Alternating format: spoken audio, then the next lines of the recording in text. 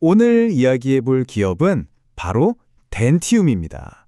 최근에 시장을 아주 떠들썩하게 만든 정말 거대한 결정을 내렸죠. 자, 한번 상상해 보세요. 어떤 회사가 자기 주식의 거의 16%를 그냥 없애버린대요. 와, 이건 투자자 입장에선 엄청난 호재잖아요. 그쵸? 그런데 말이죠. 만약 그 회사 몸속의 피, 그러니까 돈이 전혀 돌지 않고 있다면 어떨까요? 이게 바로 오늘 우리가 풀어야 할 핵심 질문입니다. 강력한 전략과 심각한 현실, 과연 어느 쪽 이야기가 진짜일까요? 좋습니다. 그럼 먼저 좋은 소식부터 시작해보죠. 덴티움이 던진 아주 대담한 승부수, 바로 자사주 소각입니다.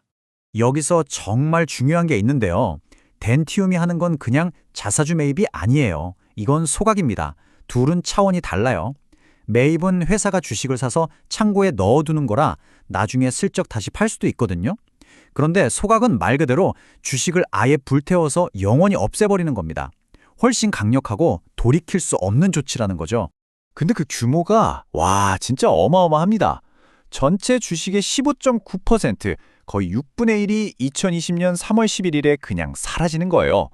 이건 뭐랄까, 피자 한 판에서 16%를 떼어내버리니까 남아있는 조각들이 더 커질 수밖에 없는 아주 강력한 효과를 내는 거죠. 그러니까 시장이 이걸 보고 흥분하는 겁니다. 아, 이건 단기적인 주가 띄우기가 아니구나. 회사 가치를 근본적으로 바꾸려는 신호구나. 이렇게 받아들이는 거죠. 이게 바로 덴티움이 시장에 던진 첫 번째 아주 매력적인 이야기입니다. 자, 이렇게 주주들을 위한 화끈한 선물을 받습니다. 그런데 이제 이 화려한 무대 뒤편으로 한번 가보겠습니다. 숫자들이 말해주는 현실은요, 분위기가 완전히 180도 달라집니다. 덴티움의 모든 문제를 딱 하나의 숫자로 요약할 수 있습니다. 바로 724일. 이게 뭐냐면요. 제품 하나를 만들어서 팔고 그 돈을 현금으로 손에 쥐기까지 걸리는 시간입니다. 거의 2년이에요. 뭔가 굉장히 잘못되고 있다는 강력한 신호죠. 이걸 전문 용어로 현금 전환주기 CCC라고 하는데요. 복잡하게 생각할 거 없이 그냥 회사의 금융 체력이라고 보시면 돼요. 돈이 얼마나 빨리 도냐 이거죠. 당연히 짧을수록 좋은 건데 724일이라니 이건 뭐 경고등 수준이 아니라 거의 비상 사이렌이 울리고 있는 겁니다. 지금 덴티움의 상태를 사람 몸에 비유하면요. 돈이 흘러야 할 모든 혈관이 꽉 막혀버린 동맥경화 상태라고 할 수 있어요. 재고, 외상값, 현금 흐름, 어느 한 군데도 시원하게 뚫린 곳이 없는 거죠. 첫 번째, 혈관이 막힌 곳은 바로 창고입니다. 재고죠. 물건이 안 팔리고 계속 쌓이는 거예요. 여기 그래프를 보시면 재고는 계속 늘어나는데 재고가 팔리는 속도는 그냥 곤두박질 치고 있죠. 창고에 돈이 꽁꽁 묶여버린 겁니다. 자, 두 번째 막힌 곳은 장부입니다. 매출 채권, 쉽게 말해 외상값이죠. 어렵게 물건을 팔아도 돈을 제때 못 받고 있다는 뜻이에요.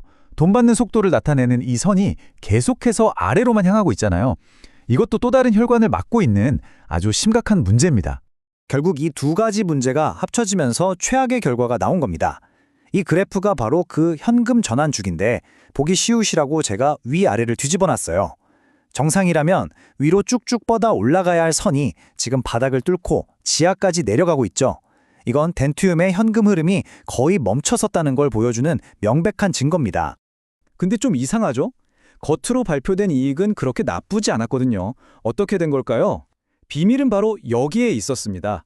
미래를 위한 투자, 그러니까 연구개발비를 전년 대비 무려 71%나 삭감해서 만든 숫자였던 거죠. 말 그대로 미래를 팔아서 현자의 체면을 차린 셈입니다. 자, 이제 정리가 좀 되시나요? 우리는 지금 완전히 다른 두 가지 이야기를 듣고 있는 겁니다. 하나는 기가 막힌 주주하는 전략, 다른 하나는 완전히 망가져가는 재무 현실. 과연 시장은 어느 쪽에 손을 들어줄까요? 위차트가 덴티움이 처한 상황을 아주 잘 보여줍니다. 지역별 성장률인데요. 유럽이나 다른 아시아 지역은 나름 선방하고 있어요. 근데 진짜 문제는 여기, 녹색과 파란색 선, 바로 중국과 한국입니다. 덴티움 매출의 절반 이상을 책임지는 핵심 시장인데 보시다시피 성장률이 0 아래로 그냥 곤두박질 치고 있습니다. 구조적인 위기라는 거죠. 이 두 그림을 같이 보면 덴티움의 딜레마가 한눈에 들어옵니다. 왼쪽은 점점 쪼그라드는 거대한 핵심 시장이고 오른쪽은 작지만 그래도 성장하고 있는 신규 시장이에요. 과연 이 작은 새 엔진들이 추락하는 거대한 주력 엔진을 대신할 수 있을까요? 쉽지 않아 보이죠. 결국 투자자들은 지금 갈림길에 서 있는 겁니다. 한쪽 길은 데이터가 말하는 길이에요. 산더미 같은 재고, 724일이나 걸리는 현금 회수 기간, 쪼그라드는 주력 시장이라는 차가운 현실이죠. 다른 한쪽 길은 스토리의 길입니다. 전체 주식의 16%가 사라진다는 강력한 이벤트, 그리고 주가 부양의 우호적인 정부 정책 같은 기대감이죠. 여러분이라면 어느 길을 선택하시겠어요? 앞으로 시장은 이 타임라인을 주시할 겁니다. 먼저 2026년 1분기 3월 11일에 자사주 소각 이벤트가 실제로 주가를 끌어올릴 수 있을까? 이게 첫 번째 관문이고요. 그다음 2분기 발표될 1분기 실적에서 드디어 그 꽉 막혔던 재고와 채권이라는 혈전이 조금이라도 풀리는 모습이 보일까? 이게 두 번째죠. 그리고 마지막으로 하반기에는 핵심인 중국 시장에서 회복의 신호가 나올지 투자자들은 여기에 모든 신경을 곤두세우고 지켜볼 겁니다. 덴티움은 승부수를 던졌습니다. 자기 몸의 16%를 잘라내는 엄청난 결정을 내렸죠.